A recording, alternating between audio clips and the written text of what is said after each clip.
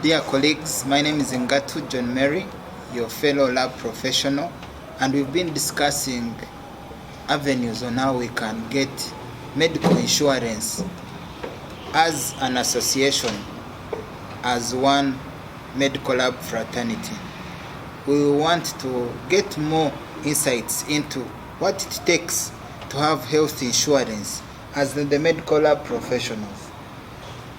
Before you is our colleague Innocent. He's a senior insurance expert, he's a senior insurance advisor, and is here to guide us through a few aspects on what we need to do to achieve this level of health insurance, especially as an association. You're welcome, Innocent. Thank you, John. Members, we talked about group personal accidents. Now we are going to talk about medical insurance, which we call health insurance. This covers medical and surgical expenses incurred by a person or a member who buys insurance. It can be accidental, can be illnesses or sicknesses.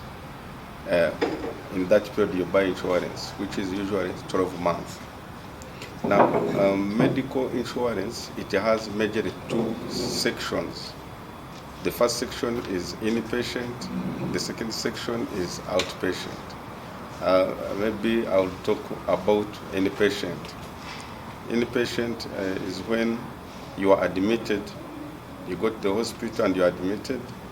This covers the medical expenses you incur, like the accommodation, which you incur per day, is catered for by insurance company. This one also caters for pre-existing chronic conditions like cancer and HIV. It covers hereditary conditions. It covers premature for newborn babies to the insured mother. Then also it covers emergencies, accommodation for a parent accompanying a child, if that person who has given birth or who is having that child is insured, is covered. We cover inpatient general surgeries, inpatient prescribed physiotherapy. Then this one also covers maternity for both normal and the cesarean section. This one also covers internal appliances. It also covers overseas evacuation, among others. So when we talk of inpatient, basically it covers so many things. Then we also look at outpatient. This covers UMLTA-friendly vaccination for children below 1.5 years. Then it also covers prescribed physiotherapy, limited to sessions. You can be given like 5 sessions in a year. Then it also caters for wellness tests, but upon authorization from an insurance company. It also caters for routine antenatal and postnatal expenses. So basically, outpatient, it doesn't have many benefits as compared to inpatient, because inpatient is where most of the cases are catered for under that section. When we look at these benefits, we also look at exceptions. We have exceptions under this policy, as we talked about the GPA. There are also exclusions. We don't cater for wars and related perils. Then we also don't cater for cosmetic surgery and unless necessitated by accidents. We also don't cater for self-inflictions. If someone has said to commit suicide, that one we don't cater for it. Then we also look at treatment other than registered medical practitioner. The herbalists, these local herbalists are not catered for. The drunkenness is also not catered for. Participation in professional and hazardous sports are not considered under this policy. Expenses recoverable under any other policy, they are also not catered for. For example, you may get an accident and you happen to claim under group personal accident.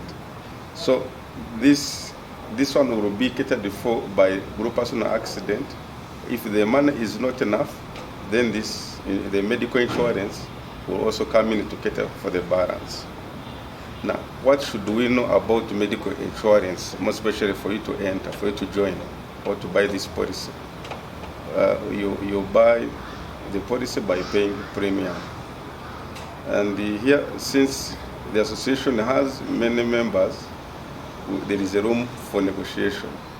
Because in most cases, insurance companies begin from 600,000, 800,000, 1 million and above.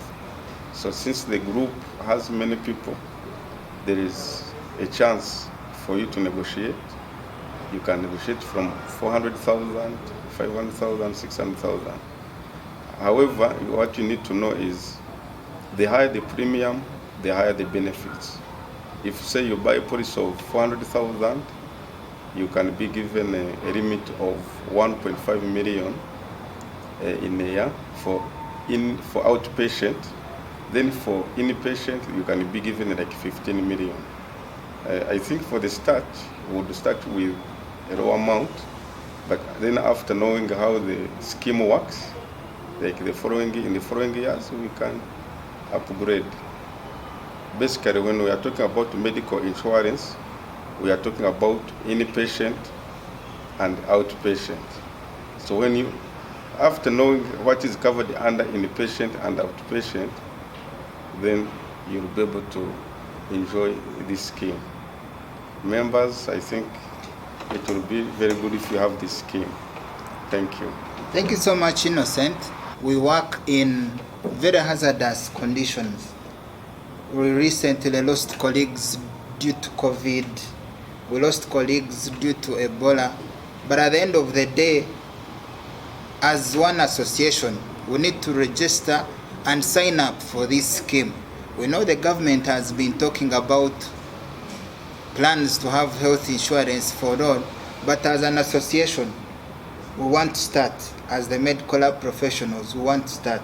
And those insights you've shared with us are going to be a springboard. We will need to engage you more and more so that we get to understand the nitty-gritties of this insurance policy. Thank you, Innocent.